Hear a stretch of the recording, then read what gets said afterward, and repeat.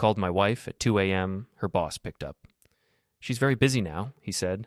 I heard her giggle softly. So I said, "Keep her. She's not my problem anymore. While you're here, don't forget to subscribe, hit the hype button, and support this channel with a like. And tell us below, have you ever faced something like this?" I hung up before either of them could respond. My hand stayed steady on the phone. No shaking, no tears.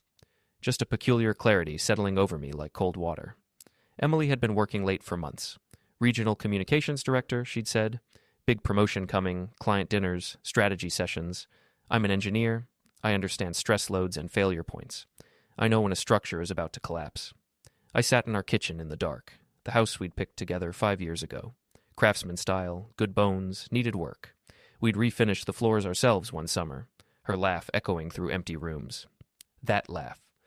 Not my problem anymore. The phrase tasted strange, liberating, final. I didn't sleep. I opened my laptop and started a spreadsheet. Column A, date. Column B, location. Column C, evidence. Column D, source. Our joint credit card statements were still linked to my email. I'd set up all our accounts when we got married. She never changed the settings. Amateur mistake. Charges at the Fairmont.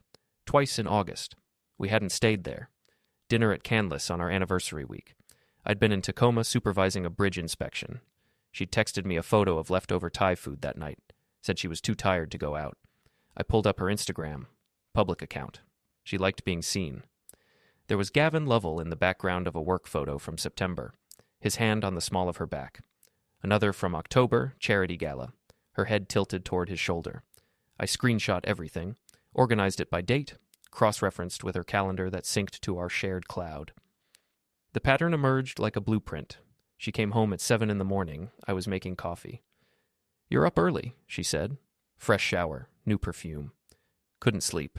She kissed my cheek. Routine, mechanical. "I'm exhausted. That presentation ran so late." "How's Gavin?" Her pause lasted half a second. "Fine. Why?" "Just asking." I sipped my coffee. "He seems like a good boss." "He is." She grabbed a yogurt from the fridge. "I'm going to nap before my afternoon meeting." She went upstairs. I heard the bedroom door close. I forwarded myself 3 months of credit card statements, downloaded all the photos, backed everything up to a drive I kept at my office. Then I called my bank and removed her as an authorized user on my personal accounts. Small step, calculated. The beginning. The next week I played the perfect husband, made dinner, asked about her day, smiled at her stories about office politics. She didn't notice I'd stopped asking about Gavin specifically. She didn't notice I'd moved my pillow to the guest room, claiming her snoring kept me awake. She didn't notice much about me anymore. I started documenting everything, not just financial records. I kept a journal, digital, encrypted, times she came home, what she said, inconsistencies, the little lies that added up. Tuesday she said she had a client dinner, posted a photo on Instagram at 9, Italian restaurant downtown. I zoomed in on the reflection in the window behind her. Gavin's profile. Same table. Wednesday she worked from home, except her laptop location services showed she'd been at the Fairmont from noon until 4. I only knew because we shared a cloud storage account for family photos. Her phone backed up automatically. Thursday I drove past her office at lunch. Her car wasn't there. I called her office line. Voicemail, called her cell. "Hey babe, I'm in back-to-back meetings. Can I call you later?" Background noise, traffic. Not a conference room. I didn't call her out. Not yet. I just added it to the spreadsheet. She giggled, and I started drawing the blueprint for her collapse. I hired a paralegal to review our assets. Everything joint would need documentation. The house was in both names, but I'd made the down payment from my inheritance. Washington was a community property state, but judges considered source funds. The paralegal's name was Derek, mid-50s, handled 3 divorces a week. "You're calmer than most," he said during our first meeting. "I'm an engineer. I deal with problems systematically." "Good. Emotional decisions lose cases." He looked over my spreadsheet. "This is thorough. You have dates, transactions, photo evidence.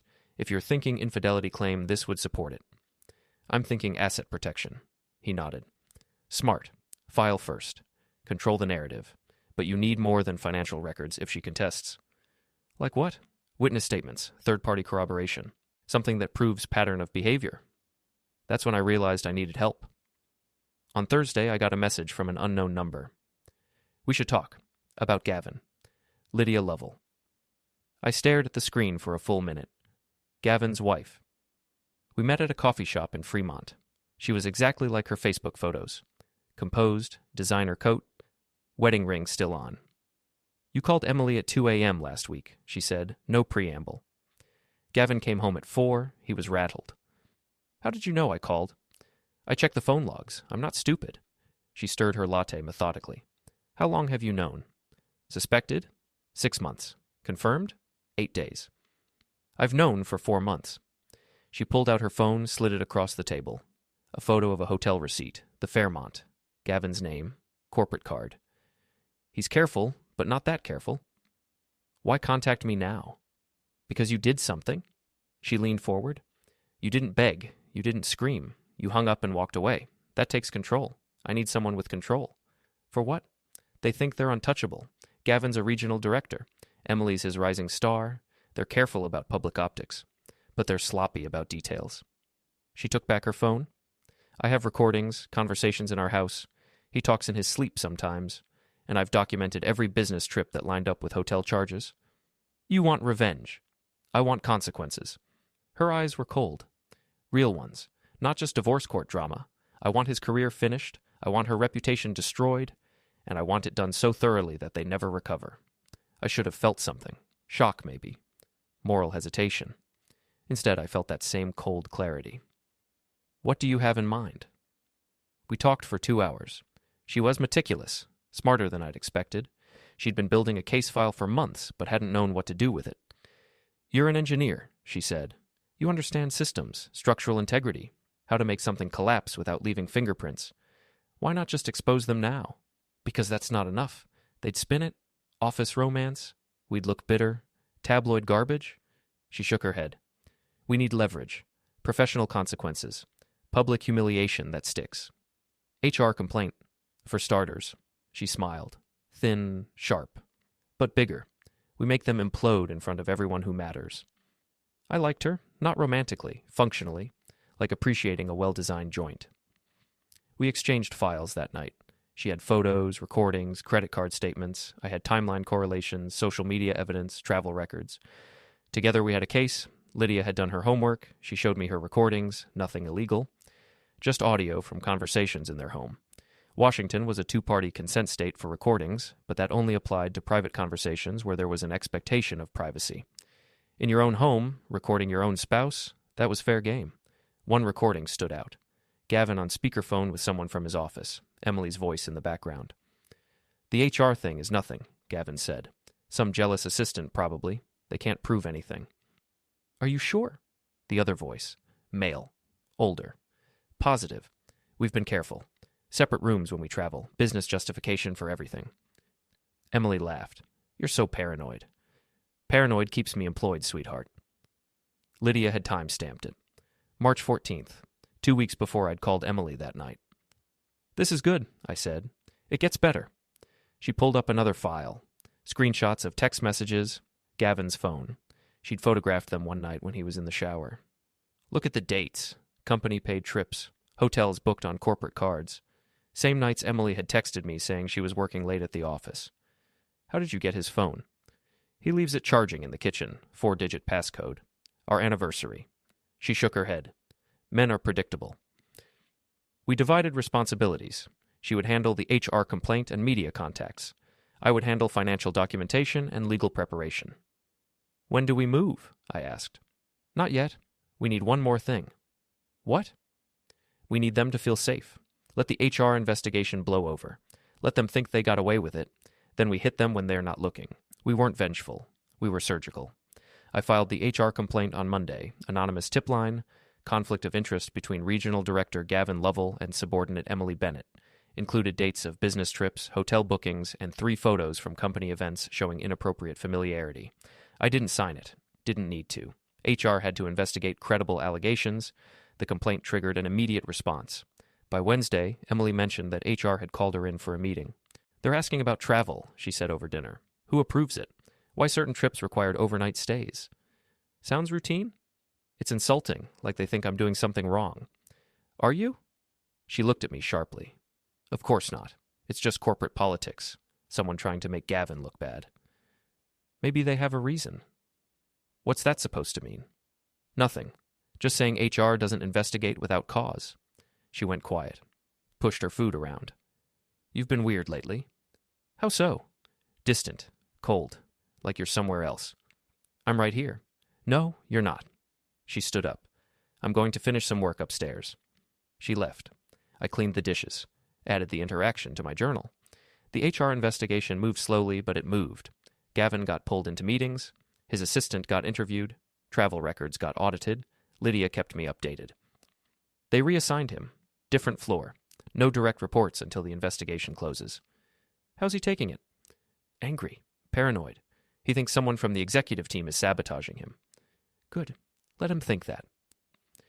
Meanwhile, I methodically dismantled the life Emily and I had built. I canceled subscriptions that ran through my accounts, streaming services, gym membership. Her car insurance was under my corporate discount. I called and had her vehicle removed from the policy.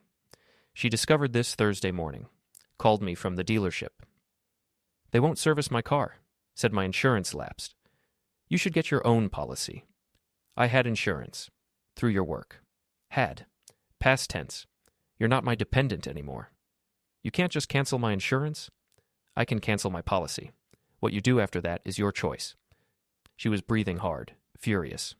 This is petty. This is practical. We're getting divorced. You need to handle your own affairs. We're not even legally separated yet. Give it time. She hung up. I noted it in my journal. A small victory. Another cut in a long campaign. At home, Emily grew increasingly stressed. She snapped at small things, forgot appointments, started drinking more. I watched her unravel with clinical detachment. One night she came home late, wine on her breath, sat down hard on the couch. They're destroying him, she said. Who? The company, Gavin. Over nothing. Must be something if they're investigating. It's politics. He's too successful. People are jealous.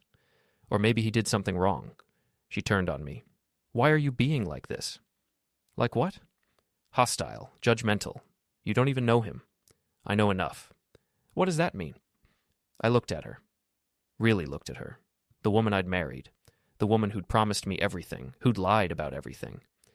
It means I'm not stupid, Emily. She froze. What are you talking about? I think you know. I don't.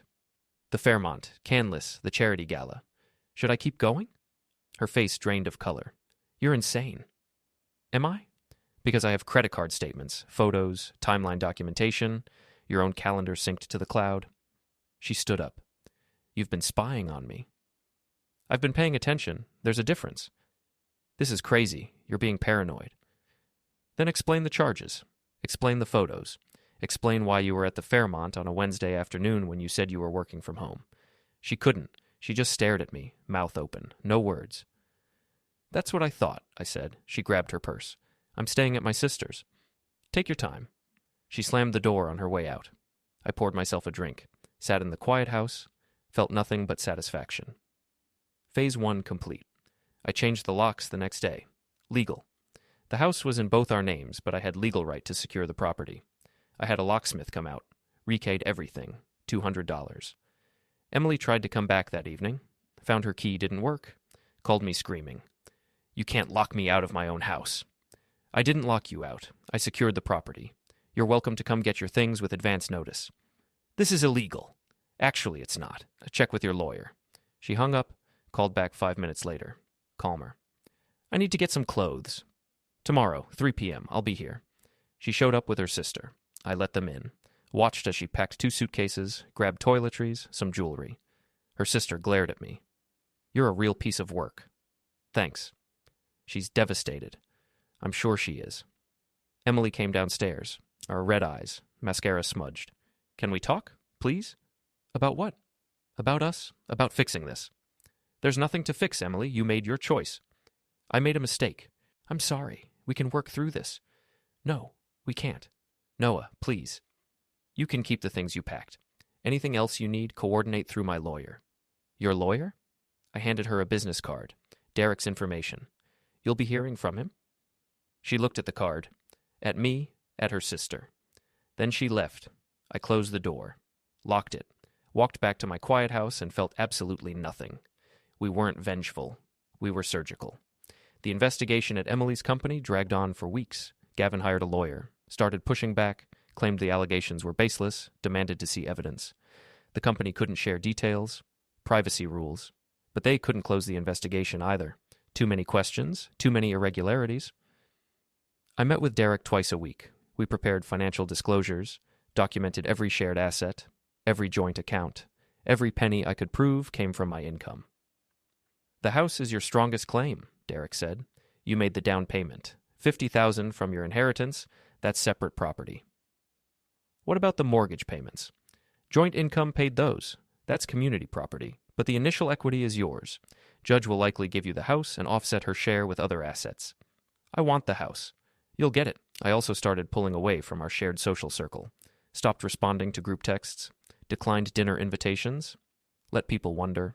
Let them ask Emily what was happening. She had to explain. Had to tell people we were separating. Had to face the questions. I stayed silent. Dignified. When people asked me directly, I said, "It's a private matter. I'd prefer not to discuss it." That made me look reasonable. Made her look like the problem. Perception management. Strategic. Lydia played her next card in late March. She contacted a journalist.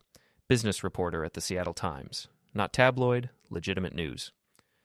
I sent her the timeline, Lydia told me over coffee. Nothing confidential, just public information, travel records I obtained through my own corporate card investigation, hotel bookings, photos from company events. Will she run it? She's digging, making calls, verifying facts. I gave her 3 sources who saw them together. Former employees who left the company. They're willing to talk on background. Why would they talk? Because Gavin burned bridges. He's arrogant, treats people like they're disposable. Some of them want to see him fall. I appreciated the thoroughness, the patience. We weren't rushing. We were building an avalanche. 2 weeks later, the article dropped. Page 6 of the business section. Ethics questions surround regional directors' travel expenses. Carefully worded, no direct accusations, just questions about overlapping travel schedules with a subordinate, duplicate hotel bookings charged to company accounts, unusual patterns in expense reports. The article quoted an unnamed former employee. There were rumors. Everyone knew, but nobody said anything. He was too powerful. Another quote. Travel policies were selectively enforced. Some people got scrutiny. Others got a free pass. The company issued a statement. We take all ethics concerns seriously. This matter is under internal review. But the damage was done. Corporate clients saw the article. Board members took notice. Industry contacts started whispering. Gavin's lawyer sent a cease and desist to the Times, threatened defamation suits. The Times stood by their reporting. Everything was factual, verifiable, protected speech. I read the article 3 times, smiled, sent Lydia a text. Perfect, she replied. Just getting started.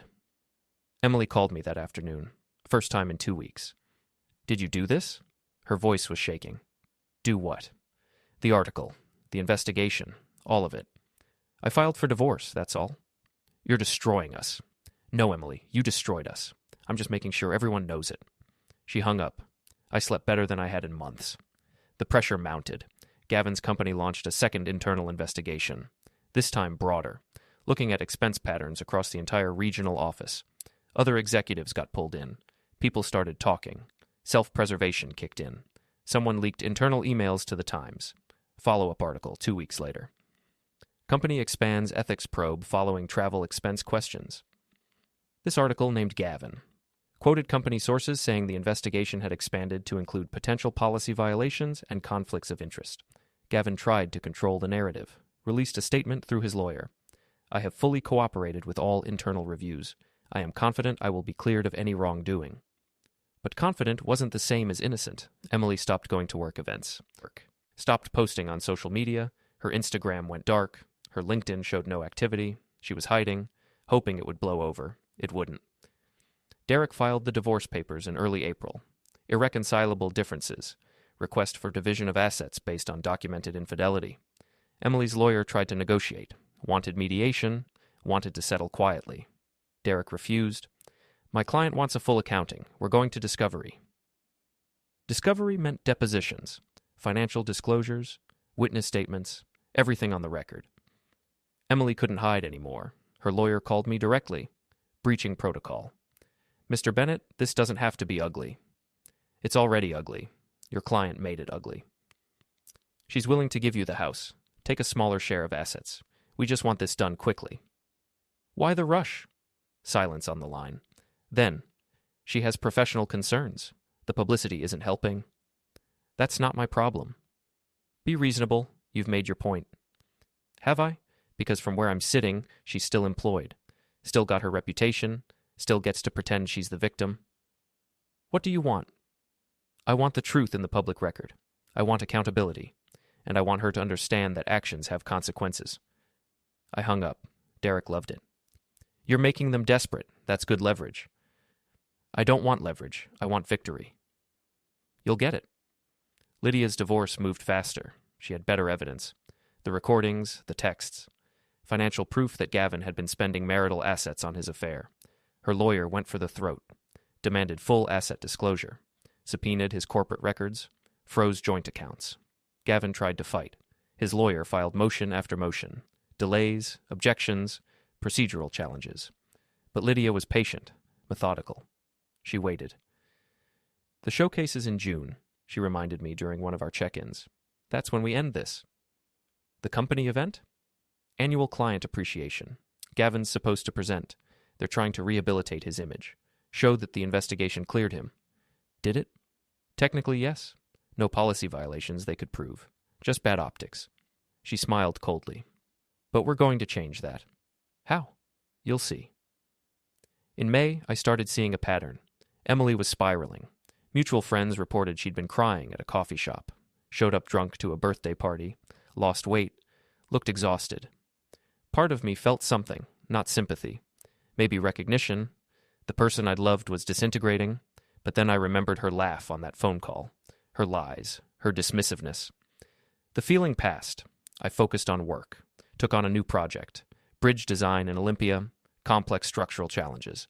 It absorbed my attention, gave me purpose beyond revenge. But revenge was still there, waiting, patient. Tiny truths make the loudest explosions. Lydia called me in late May. I need you to see something. We met at her lawyer's office. She had a laptop set up, audio file ready. I found this on our home security system, the one in Gavin's home office. He didn't know it recorded audio, just thought it was a camera. She pressed play. Gavin's voice, on the phone. The investigation is wrapping up. They couldn't find anything concrete. Another voice, male, older. That's a relief. Yeah, Emily was freaking out. I told her to stay calm. They can't prove what they don't see. What about the article? Tabloid garbage. My lawyer says we can sue if they keep it up. And your wife? Gavin laughed. Lydia? She doesn't know anything. She's too busy with her real estate clients to notice. You're playing with fire, Gavin. I'm always careful. Emily and I are careful. This whole thing has been overblown. The recording ended. I looked at Lydia. When was this? Last week, after the investigation technically closed. This is consciousness of guilt. Exactly. He's admitting they hid something, admitting they deceived the investigation. Can you use this legally? It's my house, my security system, perfectly legal in Washington. I smiled. This is the final strike. Yes, this is what we use at the showcase. We had everything now. Timeline, photos, financial records, and audio proof of deception.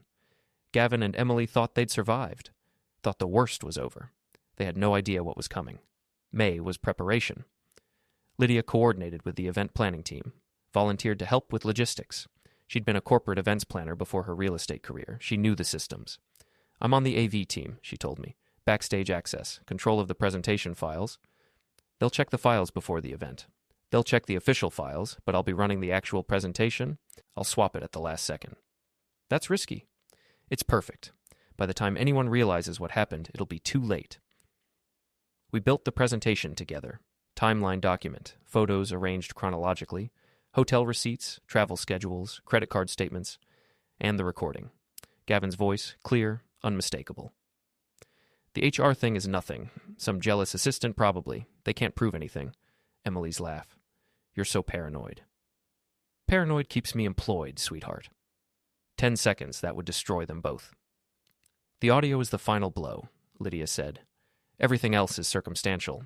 People can explain away photos, they can claim business justifications, but that recording shows consciousness of guilt. Shows them joking about deceiving the investigation. It's legal?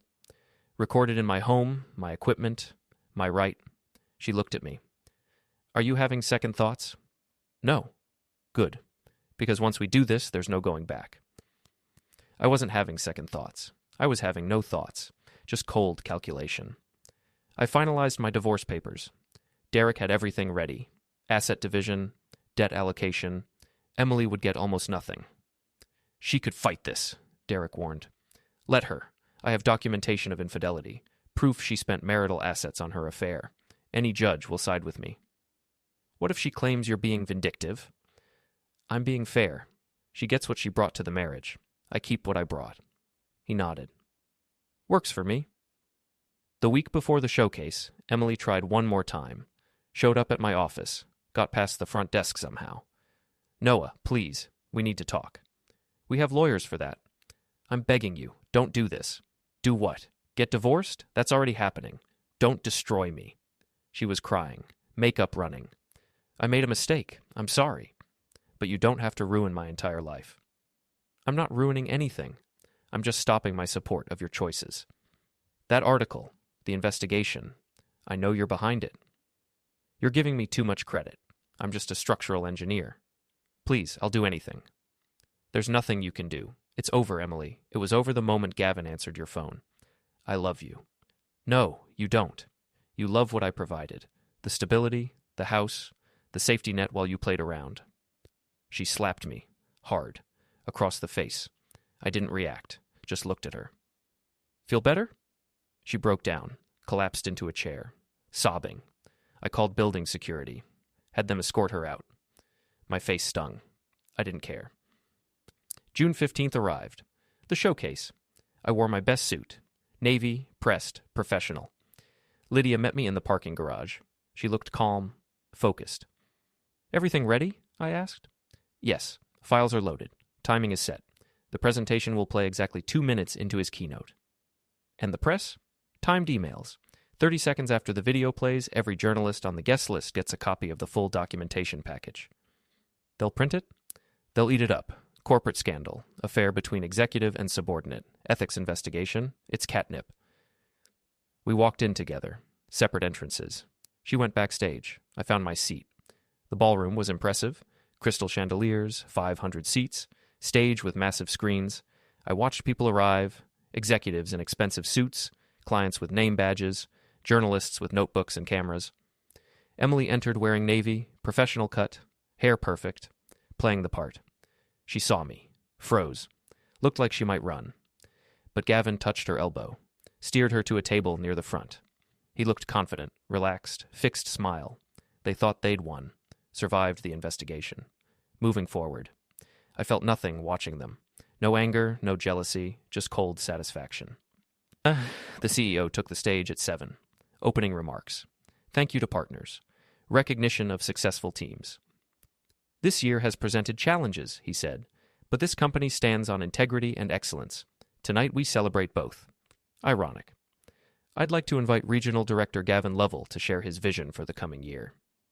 Applause. Gavin stood, buttoned his jacket, walked to the stage.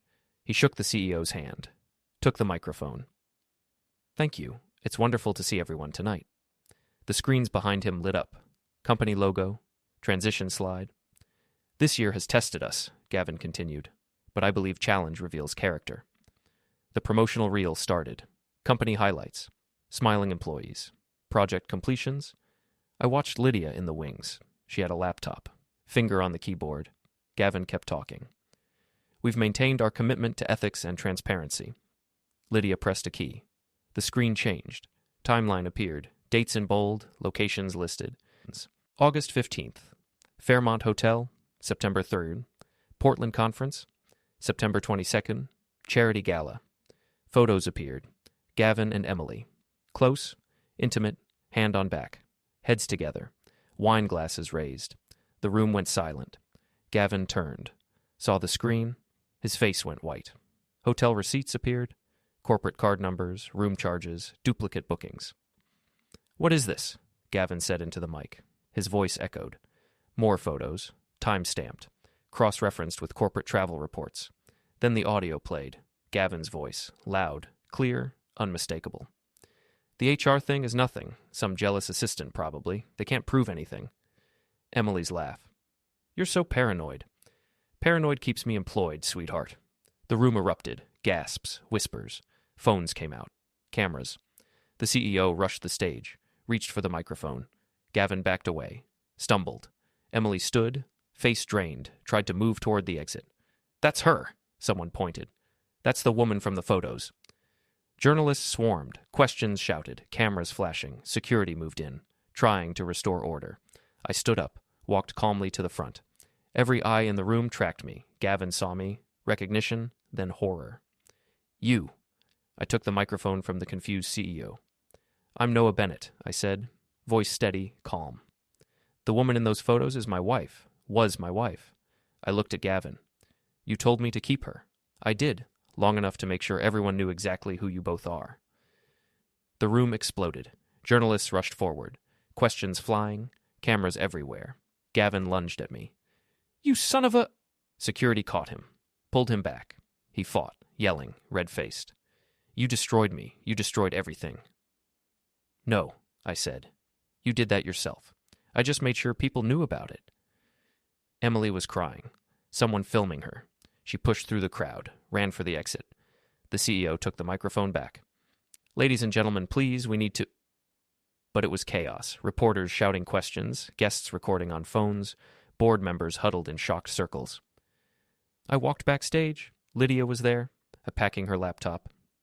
It's done, she said quietly. Yes. How do you feel? Nothing. I feel nothing. She nodded. Me too? We left through the back exit. The noise faded behind us. In the parking garage, we stopped. What now? She asked. Divorce finalization, asset division, moving on. That simple? That's simple. She smiled, tired, sad, satisfied. Thank you for this, for helping me. Thank you for having the courage to act. We shook hands, professional, final. Then we walked to our separate cars and drove away.